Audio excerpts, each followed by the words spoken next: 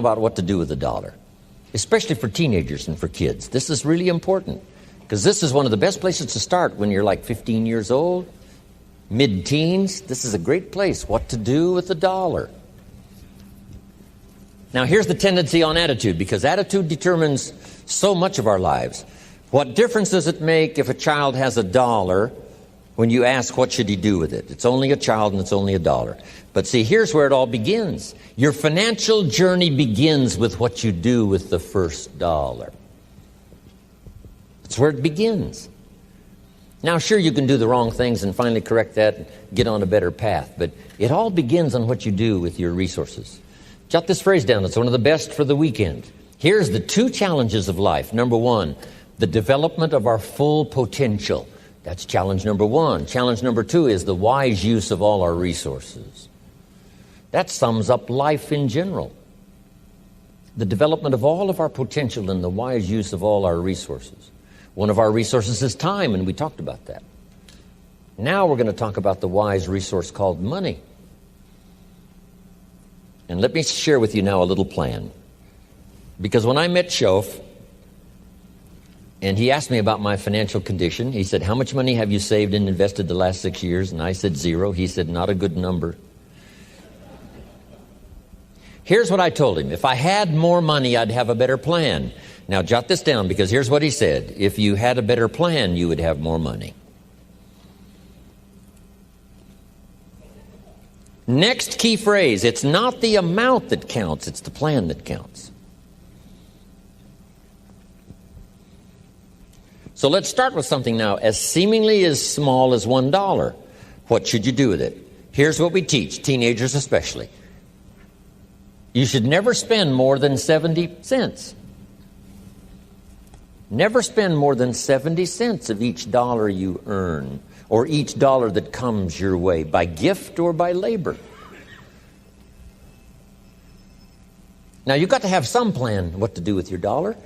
I've developed this little plan simply for suggestion, and then you've got to do the rest to revise it and do whatever you want to with it. But here's what I teach. Never spend more than 70 cents. You got to pick something, some number. This is the best one I could figure out. Now we've got another 10 cents, and another 10 cents, and another 10 cents, which is the 30 plus the 70, which is the full dollar. So we spend nothing more than 70 cents. Now what do we do with the other 30? Here's some of the most important information. 10 cents is for charity, or for church, or whatever worthy projects you think you might engage in. Here's one of the best things to teach kids, generosity. Because first we're going to teach abundance, to provide more than you could use for yourself. The be fruitful philosophy means to produce more than you need, so you have more than necessity. You have some to share. Some churches teach a 10%, a tithe they call it, which is fine.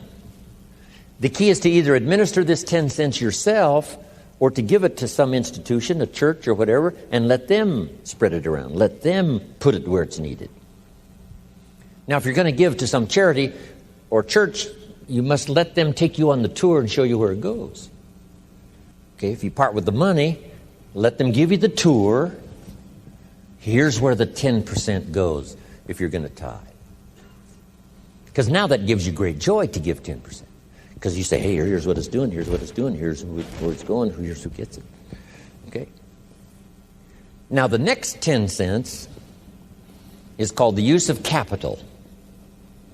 Here's what capital and capitalism is. So jot this down. Capital is any value you set aside. Capital is any value you set aside to be invested in an enterprise that brings value to the marketplace, hoping to make a profit. That's what capital and capitalism is. I can say it in one sentence. Capital is any value you set aside to be invested in an enterprise that brings value to the marketplace, hoping to make a profit. Now, the capital is the value you set aside. taking capital and investing it in an enterprise and bringing the value to the marketplace we call capitalism. Capital and capitalism. Now, who can understand this? First of all, the farmers understand it. Here's what seed corn is. It's capital. It's seed corn means the seed that you set aside to be planted in the ground, take care of in the summer, hoping to have a profit and a harvest in the fall. So the farmer sets aside his seed corn. Question, would he let his family eat it? No, this seed is not to be eaten. It's to be invested in the ground, to take a risk, cared for in the summer, harvested and multiplied in the fall. That's it. Now, the same is true of some of your money. If you set aside, and I suggest, part of your capital should be set aside for an enterprise to show a profit.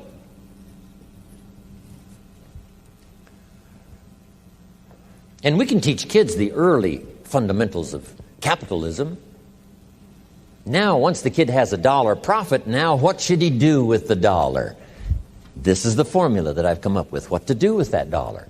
Don't spend more than 70 cents, 10 cents for church or charity, 10 cents to invest back into your business so that someday you can buy more than one bottle and get it a little cheaper so that when you sell it, you make a little more money. Now, here's the other 10 cents. It's 10 cents that you invest and let someone else use it. This is called active capital, where you actually engage in the enterprise that makes a profit. Now, another 10 cents is for passive capital, where you let someone use this 10 cents out of every dollar. You put it in a bank that pays interest. They use it, and they pay you for the use of this money. That's called passive capital. So we've got active capital and passive capital.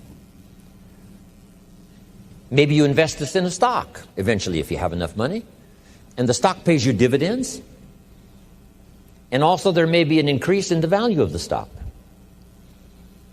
So this is the little formula I come up with, 70, 10, 10, and 10. It's very